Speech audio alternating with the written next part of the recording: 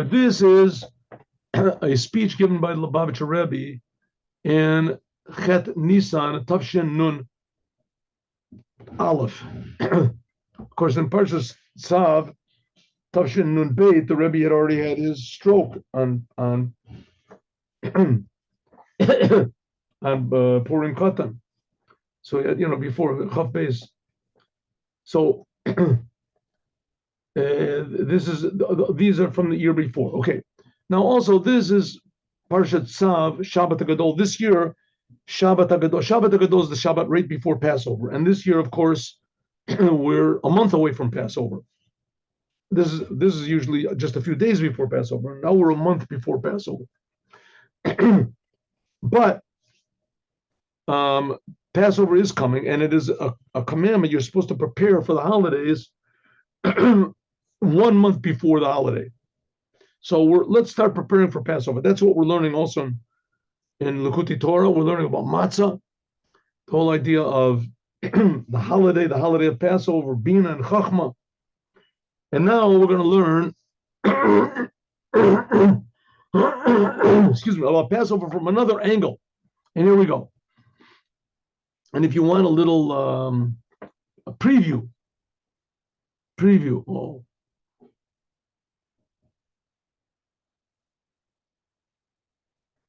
Okay, we're now in the year of seeing miracles, and in the month of Nisan. The month of Nisan is the month of Nisan, means a miracle. Ubetoch Shana, we're now in the holiday in the year. Let me get my pointer over here.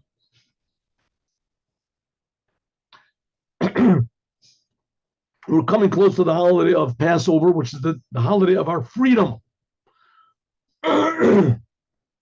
Passover is called the holiday of Matzah Zman, Chag HaMatzot, and it's also called Zman Chirutenu, and it is also called the time of our freedom. Called of our freedom. So the Or HaMaoros, since they were the last miracles that we already had, we can see. So this should arouse by a Jew a desire to realize that there's miracles all around, and we can expect even bigger miracles, nisim, right?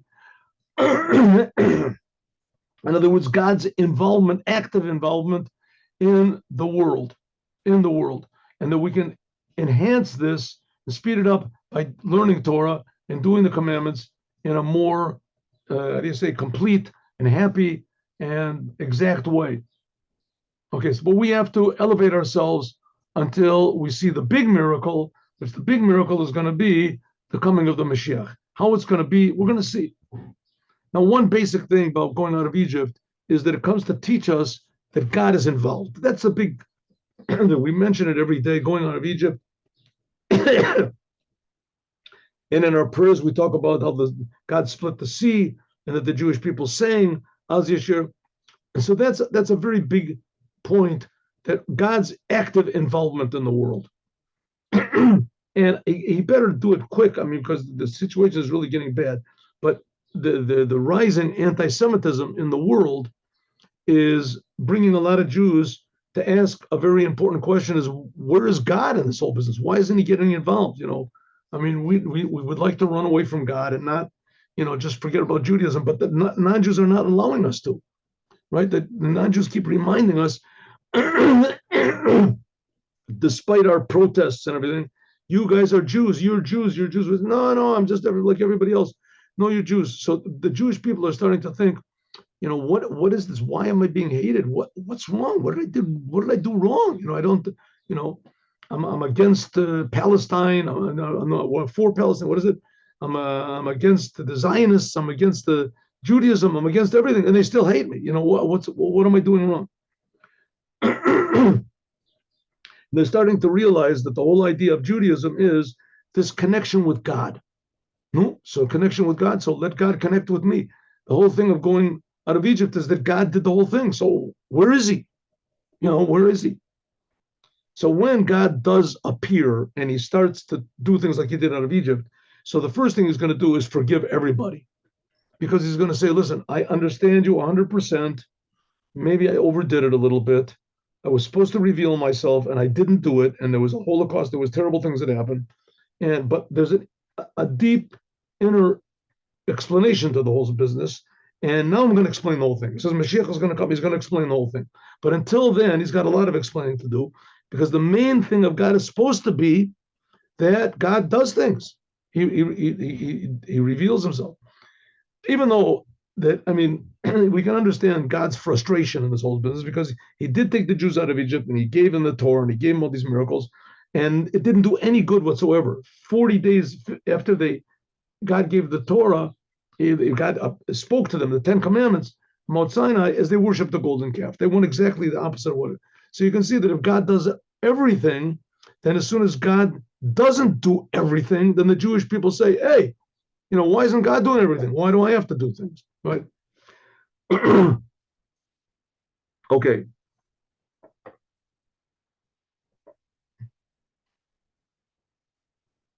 Like, there's a joke. It's a long joke, but I'll make the joke shorter. A woman goes on a cruise with her son. Her son was born in the woman's older age. She was already like 50 years old, and she gave birth to a son. The son was beautiful, and she went on a cruise with him, and he fell off of the boat in the ocean, into the ocean. Fell off in the ocean. And she prays to God, God, please make a miracle. I'll do anything you want to. Save my son. Please save my son. And all of a sudden, a big wave comes up and spits her son out from the ocean, and he lands on the deck. And the lady looks at her son, and she kisses him and hugs him, and she raises her hands to God and says, God, he had a hat. When he fell down into the mud, he had a hat. What did you do with his hat? Where's his hat? In other words, God is doing so many miracles, so we want everything, right? It has to be perfect. But on the other hand, that's how Judaism started, that God did everything, so that's supposed to be Judaism. So it says on Purim, the Jews really accepted the Torah because God didn't do anything. There's this terrible decree on the Jews, and Jews had to do everything on their own. And that's really when they accepted it. They refused to leave their Judaism. They could have gotten out of it by just saying, I'm not Jewish, and they refused to leave their Judaism. And said, oh, that's the point. Okay, but now, enough. Okay, we had Purim, we had this. Let's see some miracles. Come on, God, we know you can do it. You know you can do it. Right? Don't think that you're too old or something like that. That was 3,000 years ago. I'm tired. That was back then. God doesn't get tired. He doesn't get old. Same God, brand new, all the time, creating the world. Let's see some miracles. So that hopefully that's what's going to be. That's what the holiday of Passover is. That God is going to do miracles, but there's going to be, how do you say, working together. It's going to be a combination. God is going to do the miracles, but we won't need the miracles. We're going to have the attitude of Purim, that we're willing to believe in God, even if there's the opposite of miracles, even if it's the worst. God forbid there shouldn't be such a thing like it. But our attitude is, it's your world, God. You do whatever you want to. We're going to do what you want. You don't have to do what we want. We're going to do what you want. That's our attitude. That's our attitude. With that attitude, it's going to be put together that God's going to say, okay, now I'm going to do what you want. And we're going to say, listen, okay, God, listen, it's your world. Thank you very much. Heal the sick, raise the dead, do what you. But if you don't, God forbid, you don't do these things, then we still love you just the same. It's the same. The attitudes, two attitudes together. Let's see how it works. Talk on the whole idea of the month of Nisan. It's called the month of Geula, of freedom. Freedom, redemption. Zman Cherutenu. It's called the holiday of freedom. Shenikra Kain, it's called this because of Inyan Amir Kazi. The main thing is the holiday of Passover. Zman Cherutenu, the holiday of freedom. Mudgash, it's stressed very much, especially in this Shabbat right before Passover. And now this is 3 Shabbat before Passover, but it's still stressed. Nisan comes from the language of Nes, miracles. Yeterim, and even more, Nisan indicates on there's 2 nuns. Nisan, Nisi, Nisim. miracles that are above miracles. In other words, they make the previous miracles look like regular. Hanisim, miracles, the niflaot that God does in Bnei Israel with the Jewish people, b'chodesh zeh, on this month, b'otziim, when he took them out of Egypt. Shemesamlim, that indicate at the anhaga, a conduct of miracles, hamiyuchedet, which are special, shel chodesh zeh, of this month. The inyan zeh, and this whole idea of miracles above miracles, ba yoter, comes more in a revelation of the Shabbat right before Passover. The Shabbat right before Passover, like I said, that's going to be in another, 3 weeks from now. Shemineh, that from Shabbat we bless the holiday of Passover. Shabbat gives a blessing to all the days afterwards, which is called Shabbat HaGadol. It's called the Big Shabbat. Why is it called Big Shabbat? Because on that Shabbat was done a big miracle. What was the big miracle? The miracle was Makeh Mitzrayim b'Bechoreim, that God smote the Egyptians in their firstborn, or with their firstborn. What does it mean, with their firstborn? The simple meaning is that God brought the plague of the death of the firstborn. That was the last of the 10 plagues. The death of the firstborn, that God killed the firstborn. But there's another, we want to call it, that's a miracle. A miracle which is above that is that God smote Egypt with their firstborn. The firstborn of Egypt made a war against Paro. The firstborn Egyptians. That was like the choice, super patriotic Egyptians, right? That was true 100% Egyptian identity. The firstborn. They were like the pride and the of Egypt. They made war against Paro. How did they make war against Paro? They fought for the Jews. How could it be? Like the rabbis brought, it says, the Kava Neis Zeh, the Zikaron Ladorot, that the Alter Rebbe said that this miracle, that the firstborn made a war against Paro, they made a miracle. Memory for this miracle is called Shabbat Gadol. Why did the firstborn fight against Paro? Why would they do such a thing like that? Because God told Moses to tell the Jews that every Jew has to take a sheep or a goat into his house and tie it to the bedpost, and in 4 days they're going to sacrifice it, and God's going to kill all the firstborn, and we're going to go out of Egypt. So everyone's asking the Jews, what are you taking this sheep into your house for? Now it happens to be that sheep were one of the gods of Egypt. And according to some opinions, that was the main god of Egypt. That's like the beginning of the zodiac. As the sheep or the goat, whatever it is, Aries. So they took this goat into their house and tied it to the bedpost. And they say, hey, what are you doing with our Lord? You're tying it to the bedpost. That's not nice. And the Jews said, oh, we're going to kill it in 4 or 5 days, and God's going to kill all the firstborn, and then we're going to go out. And so everybody said, 1 second. What did you say? He said, we're going to kill it. No, the second thing he said. The second thing. What do you mean? Oh, we're going to go out of Egypt. No. Before that. Oh, yeah, God's going to kill the firstborn. God's going to kill the firstborn. Hey, I'm a firstborn. The guy said, what are you talking about, firstborn? I'm also firstborn. He said, this Jew says that their God is going to kill all the firstborn. That's us. That's pretty bad. I mean, which God? The God that made all these other plagues with the hail and the grasshoppers. Yeah, he did it. He's going to kill us. Says, listen, why is he going to kill us? Because Pharaoh won't let the Jews go. Won't let them go. So, but Pharaoh himself is a firstborn. I said, I don't know. The guy's nuts.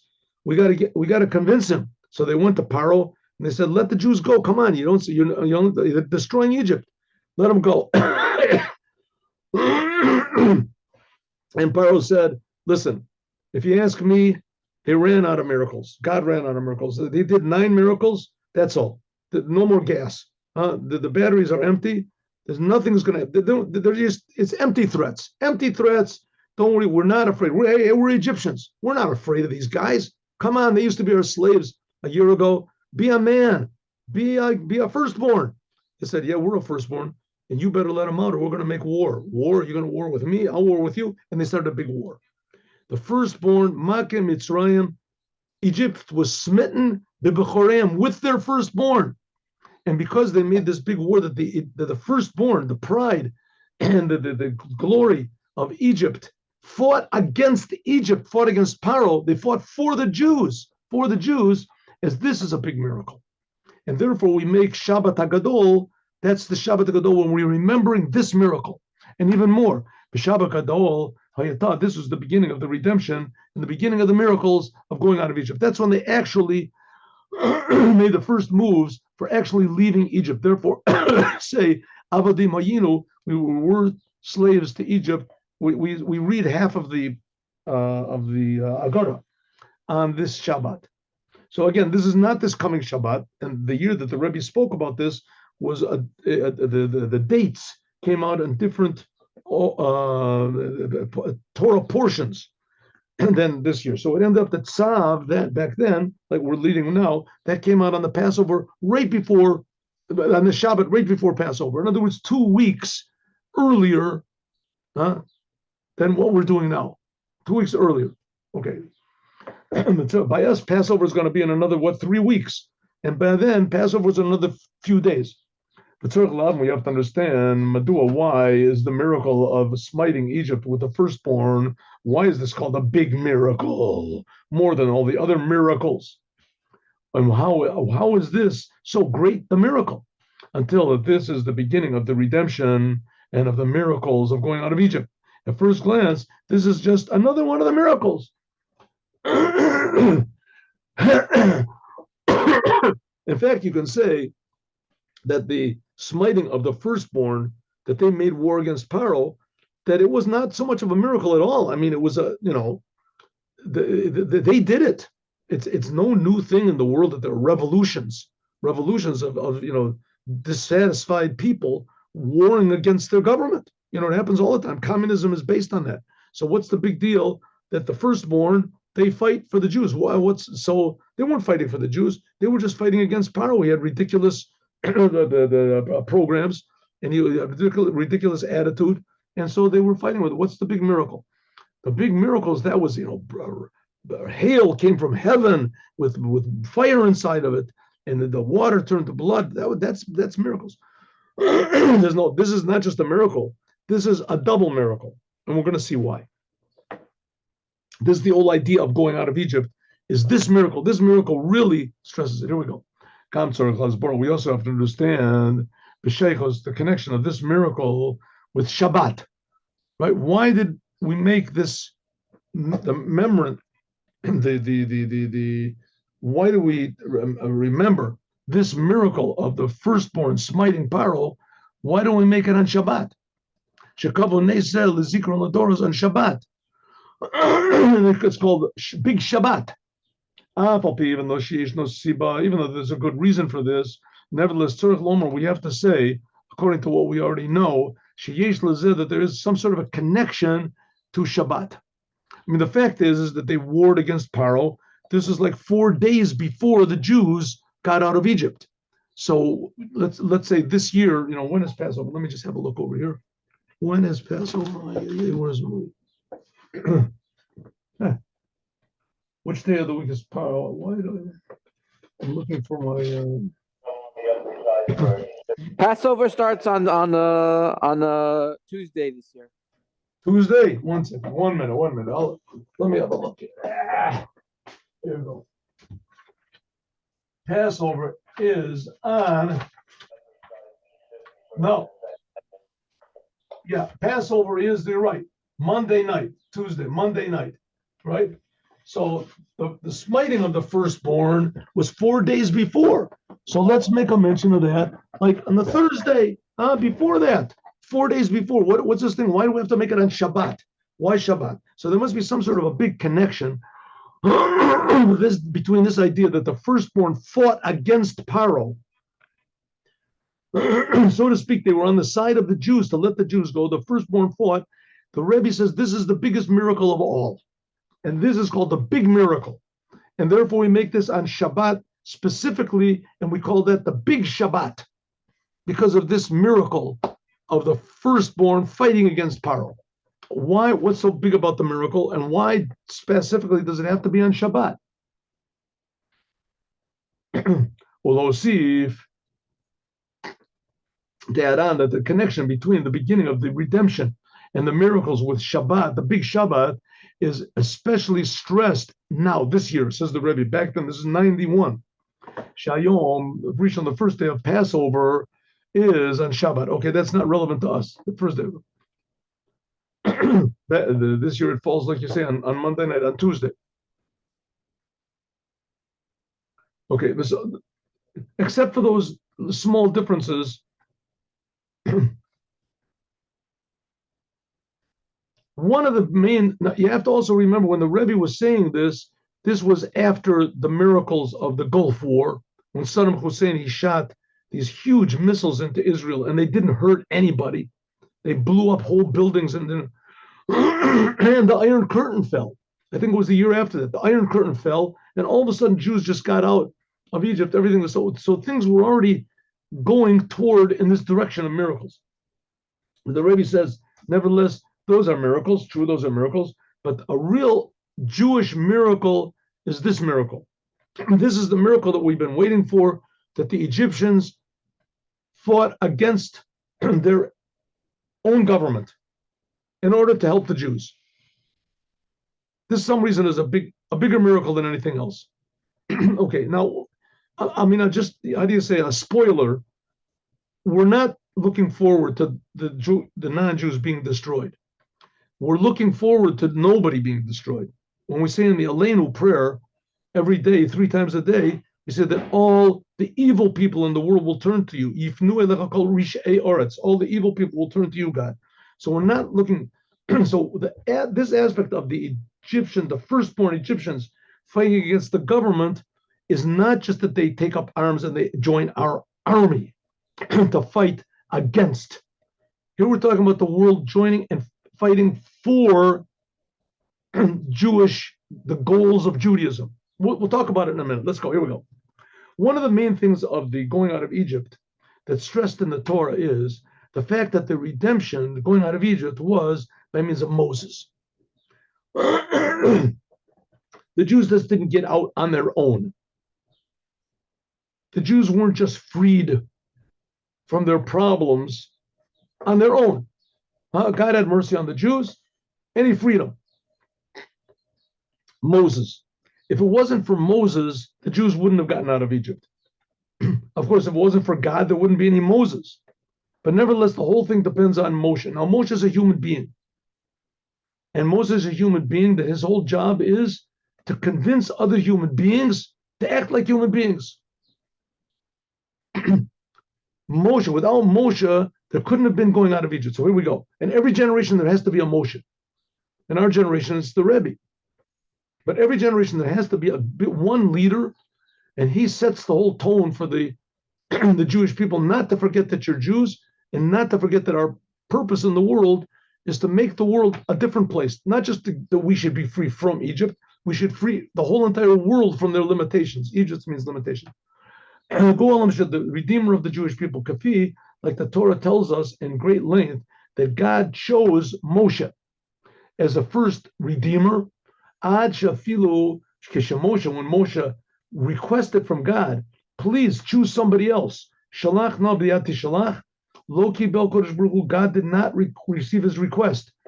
Moshe said to God, listen, you want somebody to come and redeem the Jewish people. It has to be somebody who wants to.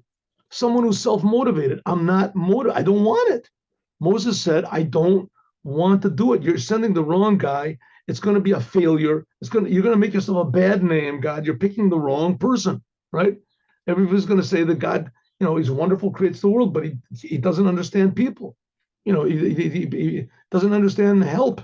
He's surrounded himself with incompetent people. I don't want to go. God said, I'm not accepting that. You're going to go. Because God wanted that specifically Moshe, he would be the one to redeem the Jewish people. From this we can understand Moshe that the Moses, Yeshaychos must have some deep connection with the Geula. Moshe must have some deep connection with the redemption. And therefore, Yesh V'Koko, Moses has in his power that he's the one that can redeem the Jewish people. Until Shechazal, that the rabbis, Omrim, say about Moshe, Hu Goel Rishon, Hu Goel Achron. The rabbis say that Moses, he is the first redeemer, and he is the second, he's the last redeemer. He'll be the Mashiach. Moshe will be called the last redeemer. Moses was from the tribe of Levi, and the future redeemer will be from Yehuda. But we'll see. The rabbis knew what they were talking about. They knew that this. We'll see. We'll tell you along. Nevertheless, Moshe is quality was so great and something special that he was the one that could redeem the Jewish people, and he's going to be the Mashiach also. Afilu even benogea leguula mitit v'shlema, even regarding to the future complete redemption. This last one that will be by means of the Mashiach. And it says, it's a prophecy, and what is it? Micha. And the says that just like the days of Egypt, and God said, I will show you big miracles in the future redemption, and especially it is known that the going out of Egypt was the beginning and the source of all of the other redemptions that the Jewish people had, right? They were redeemed, they were taken to Babylon, they all come from Babylon, built the second temple, including also the future redemption. Egypt is the basis of it. Since this whole basis comes in the power of Moshe. So how do we start the class today? That the essence of Judaism is going out of Egypt, that God took the Jews out of Egypt. That's something special by the Jews, by Jews and Judaism. That's not in any comparison in any religion or group or nationality or race or whatever in the world. The Jews were all slaves, and God took them out of Egypt.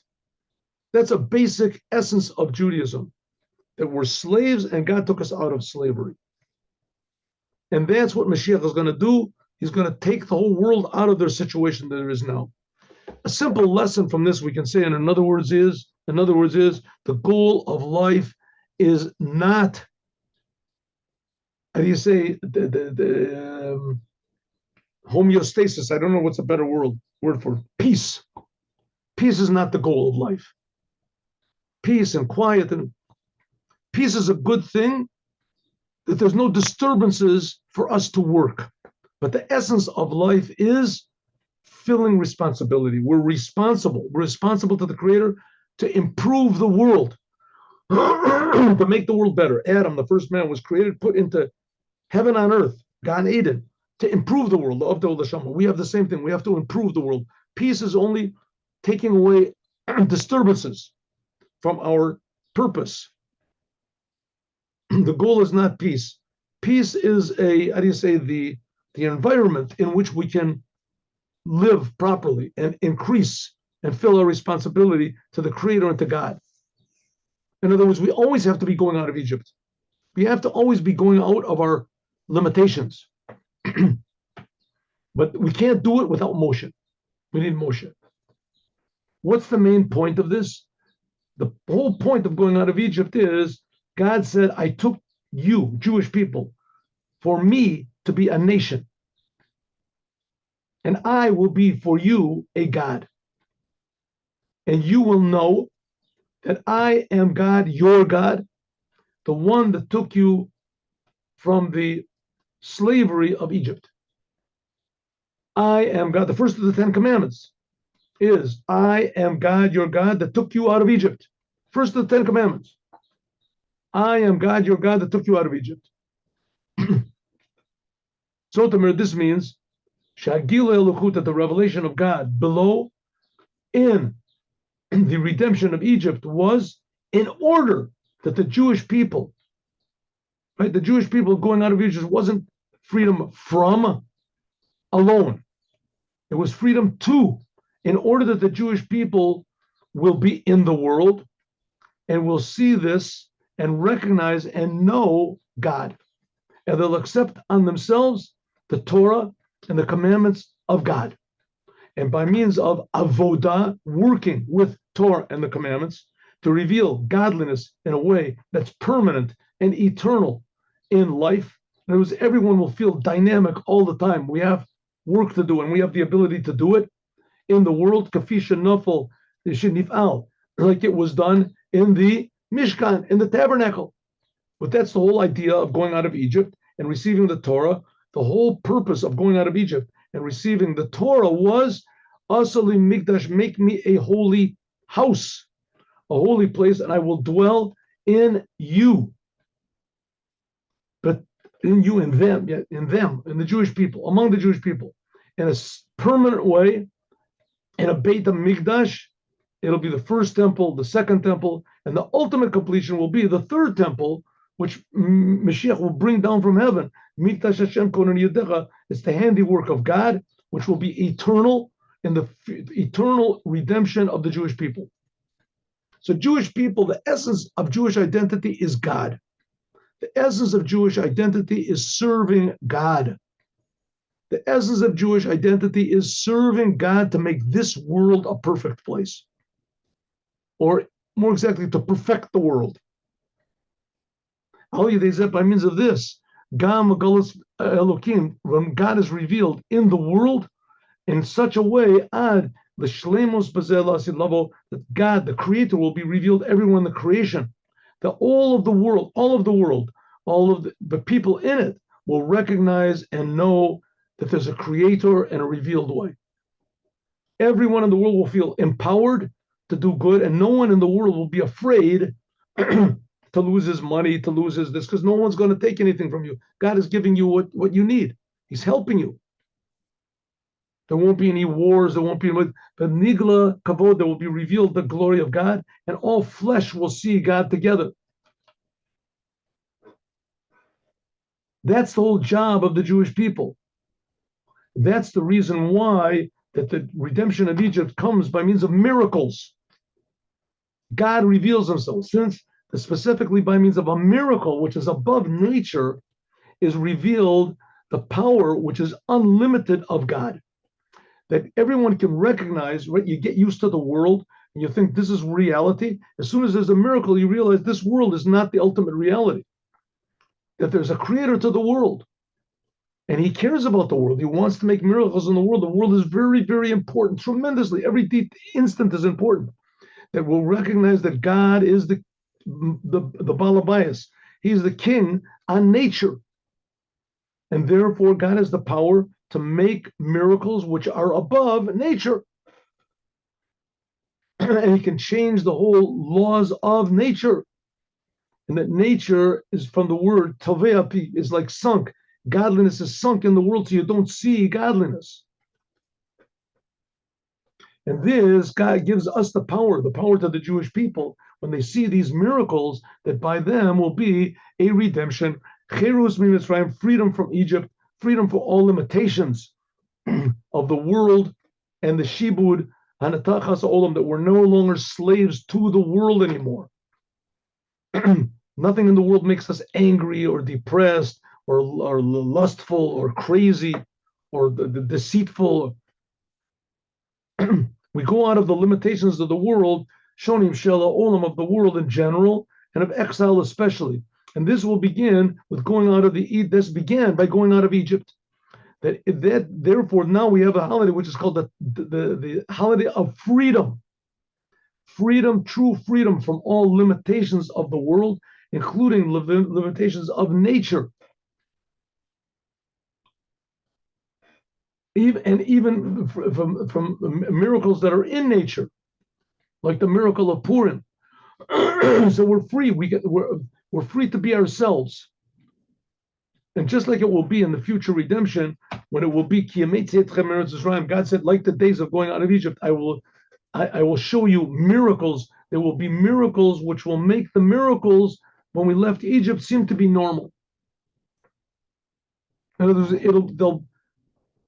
it'll be such big miracles when God takes us out of Egypt in the future redemption, that we'll realize that what was before was just like the cartoon, but before the main feature. The Yeteremizu, and even more miracles, even the incomparable to miracles, even the miracles that when we went out of Egypt, that God himself will show. Then there will be revealed revealed everything. Whether revealed miracles, whether concealed miracles, we'll see that the truth, that nature itself and that the world itself, number one, is tremendously important to God. That God really, really, the whole essence of God's being is in the creation.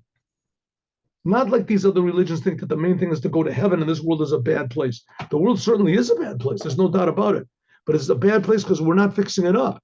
But if we fix it up, it's infinitely better than going to heaven. And that's what's going to be revealed. Pure godliness will be revealed until the pure godliness will be revealed until nature itself will be a miracle even more than the miracles when God took us out of Egypt. Because what happened when God took us out of Egypt? He revealed himself. Jewish people are revelation of God. That's what the essence of Jewish people, that's the birth of the Jewish people. But our job is to make it all the time, constant. That'll be make all the miracles of going out of Egypt like regular, like normal. HaKoach, the ability to bring this redemption to the Jewish people in such a way is only by means of Moses. Moses was the redeemer of the Jewish people, and he will be the future redeemer, as we'll talk about more, God willing, tomorrow. And now the Yom Yom.